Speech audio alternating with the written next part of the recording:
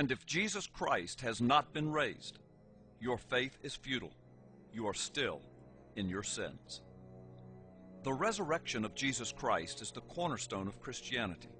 Without the resurrection of Jesus, the cross and the gospel are meaningless. The resurrection was Jesus' promise to the world that he was the Lord of life and the only way to salvation.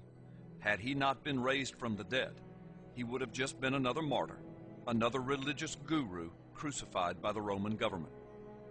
So monumentous was this single event in the first century that its effects have been described as one of the oddest turns in history. A message centering on a dead criminal came to be proclaimed as good news. Equally amazing was the extent of the empire-wide transformation following its proclamation. The impetus for this message was the conviction that the same Jesus who was crucified was now alive again. Even these facts are admitted by the most knowledgeable skeptics. Josh McDowell is the author or co-author of some 77 books. He was an agnostic at college when he decided to prepare a paper that would examine the historical evidence of the Christian faith in order to disprove it. However, he converted to Christianity as a result of his study. He is today one of the best-known representatives for the worldwide ministry, Campus Crusade for Christ International. Listen to what Josh McDowell says. After more than 700 hours of studying this subject, I have come to the conclusion that the resurrection of Jesus Christ is either one of the most wicked, vicious, heartless hoaxes ever foisted on the minds of human beings, or it is the most remarkable fact of human history. Dr. E.M. Blaylock, professor of classics at Auckland University of New Zealand, says, I claim to be an historian. My approach to classics is historical, and I tell you that the evidence for the life, the death, and the resurrection of Jesus Christ is better authenticated than most of the facts of ancient history. Dr. Clark Pinnock, professor emeritus at McMaster University, says, there exists no document from the ancient world, witnessed by so excellent a set of textual and historical testimonies. Skepticism regarding the historical credentials of Christianity is based upon an irrational bias. The book of Acts in the New Testament is a chronicle of the truth of the resurrection of Jesus Christ and the effects of that resurrection on the early Roman Empire.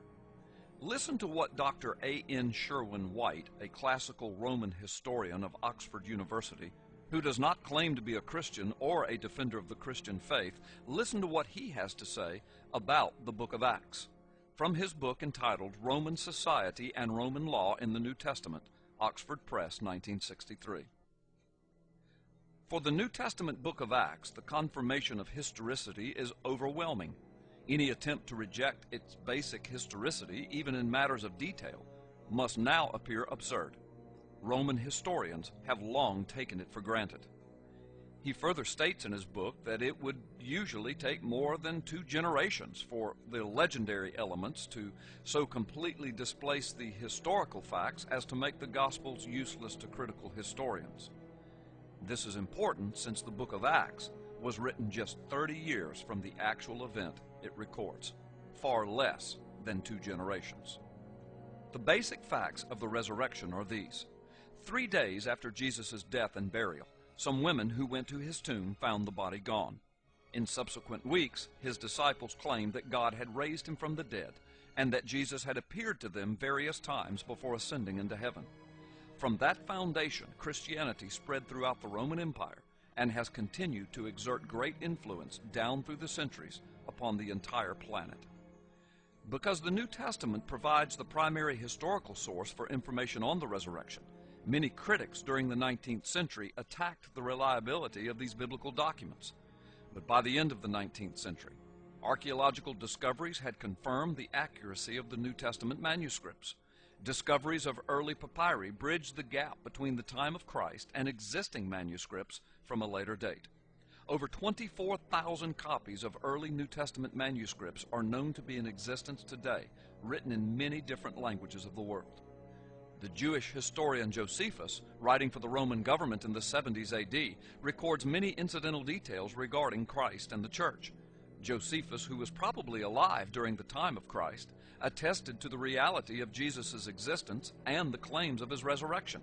What this also tells us is that within 40 years of Jesus' death, the knowledge of who he was widespread enough that Josephus the historian could reference him in his historical work and expect his readers to know exactly who he was talking about. Dr. F.F. Bruce, professor at Manchester University, says, "If the New Testament were a collection of secular writings, their authenticity would generally be regarded as beyond all doubt."